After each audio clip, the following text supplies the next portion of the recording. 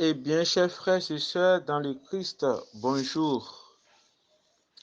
Nous bénissons le Seigneur qui nous a conduits, je dirais,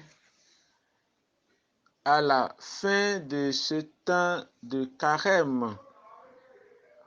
Et aujourd'hui, c'est le grand jour du jeûne, de prière et de partage.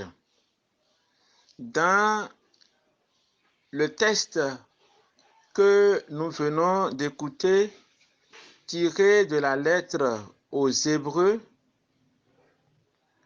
Jésus est présenté pour nous comme le grand prêtre, le prêtre par excellence, le grand prêtre qui se sacrifie pour le peuple. Et ce qui est intéressant à retenir dans ce texte, dans ce premier temps, c'est l'attitude de Jésus. Bien qu'étant le Fils, il a appris l'obéissance par ses souffrances. Il a appris l'obéissance et il est devenu la cause du salut pour tous ceux qui lui obéissent. Comme on le dit, l'obéissance vaut mieux que le sacrifice. L'obéissance vaut mieux que le sacrifice. C'est la miséricorde que je veux et non les sacrifices. Dans notre monde aujourd'hui, comment vivons-nous l'obéissance?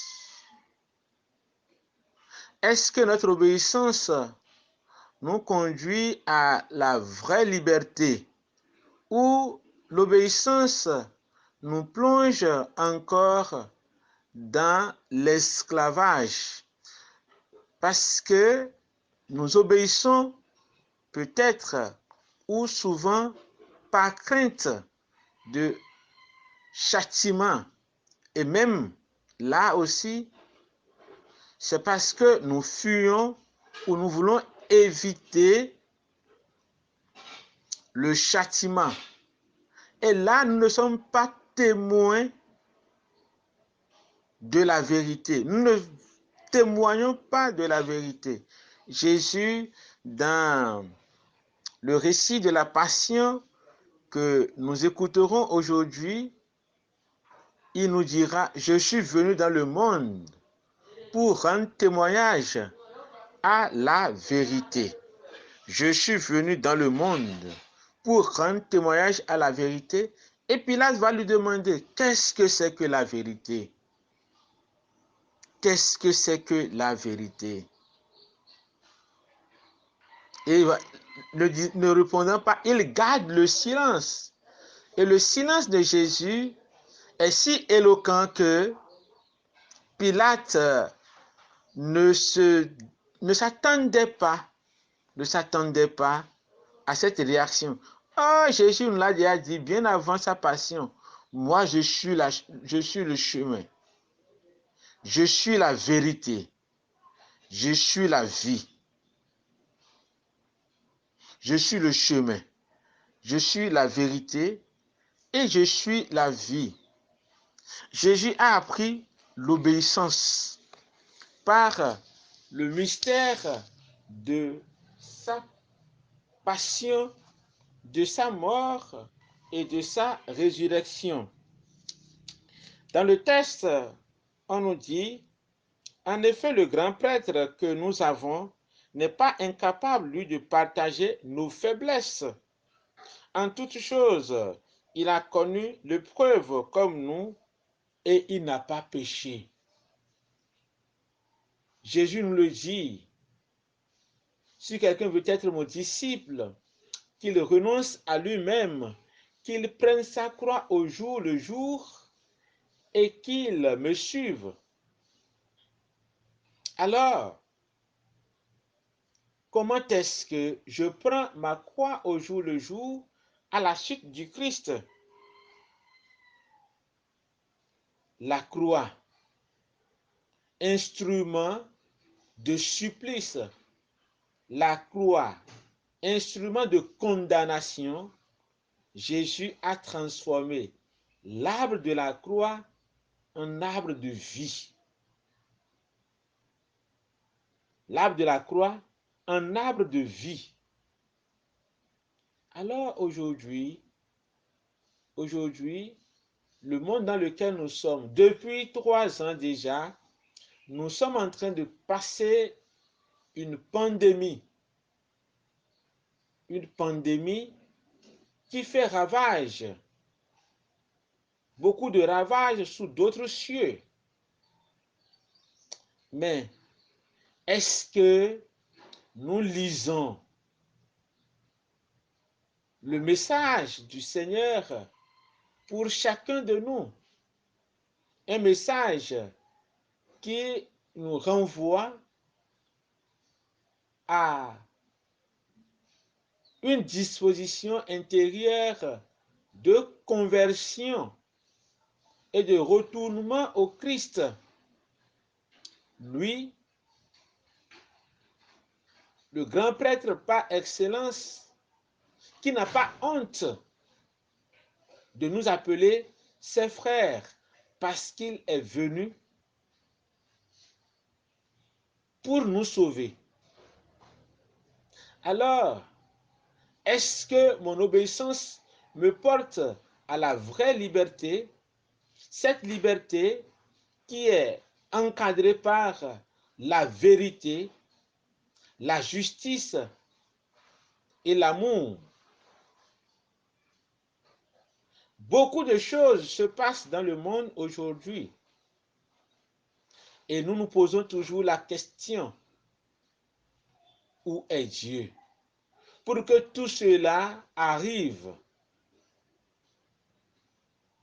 est-ce que nous vivons dans l'obéissance pour que nous puissions participer?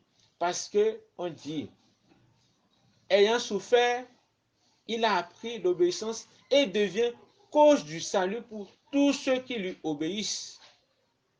Vivons-nous dans l'obéissance à la volonté de Dieu, ou nous-mêmes nous créons notre volonté, la volonté de puissance, de domination? Les puissants de ce monde se liguent l'un contre l'autre, mais Jésus, le Fils de Dieu, le Tout-Puissant, nous donne le vrai témoignage de la puissance. La puissance qui se manifeste dans la faiblesse. La puissance qui se manifeste dans la faiblesse. Alors, ce jour de jeûne et de prière interpelle chacun de nous.